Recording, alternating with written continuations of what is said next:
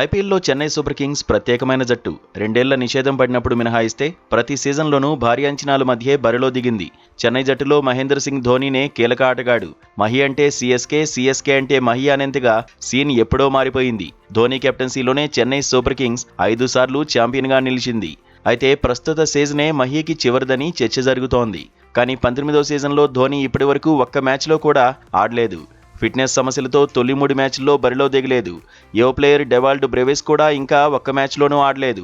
దీంతో బ్యాటింగ్లో అంచనాలను సూపర్ కింగ్స్ అందుకోలేకపోయింది. ఆడిన 3 మ్యాచ్ల్లోనూ చిత్తయింది. పాయింట్ల ఖాతా తెరవకపోవడంతో ఫ్యాన్స్ డిసప్పాయింట్ అవుతున్నారు. ఇప్పటివరకు ఆడిన 3 మ్యాచ్ల్లోనూ ధోనీ, డెవాల్డ్ బ్రెవిస్ లేని లోటు కనిపించింది. అయితే తర్వాతి మ్యాచ్ వరకు మహి, డెవాల్డ్ బ్రెవిస్ ఫిట్నెస్ సాధిస్తారనే కథనాలు వచ్చాయి. చెన్నై సూపర్ కింగ్స్ తర్వాతి మ్యాచ్కు ఇంకా టైం ఉంది. ఈ నెల 11న చెన్నైలోనే ఢిల్లీ క్యాపిటల్స్తో తలపడబోతోంది. హోమ్ మ్యాచ్లో మహి, డెవాల్డ్ బ్రెవిస్ ఎంట్రీ ఇస్తారనే అంచనాలు ఉన్నాయి. 3 మ్యాచ్ల్లోనూ కెప్టెన్గా, బ్యాటర్గా రుతురాజ్ గైక్వాడ్ విఫలమయ్యాడు. ధోనీ వచ్చేస్తే రుతురాజ్ గైక్వాడ్కు సలహాలు, సూచనలు ఇస్తాడని ఎక్స్పర్ట్స్ అంటున్నారు. ఒత్తిడిలో సరైన నిర్ణయాలు తీసుకునే దిశగా నడిపిస్తాడని, ధోనీ అనుభవం అక్కరకు వస్తుందని చెబుతున్నారు.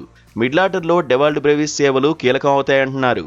క్రీజ్లోకి వచ్చి రాగానే దంచేసే టాలెంట్ డెవాల్డ్ బ్రెవిస్కు ఉందంటున్నారు. అయితే ఫిట్నెస్ టెస్ట్లో ప్రూవ్ చేసుకుంటేనే తుది జట్టులోకి మహి వచ్చే అవకాశం ఉంటుంది.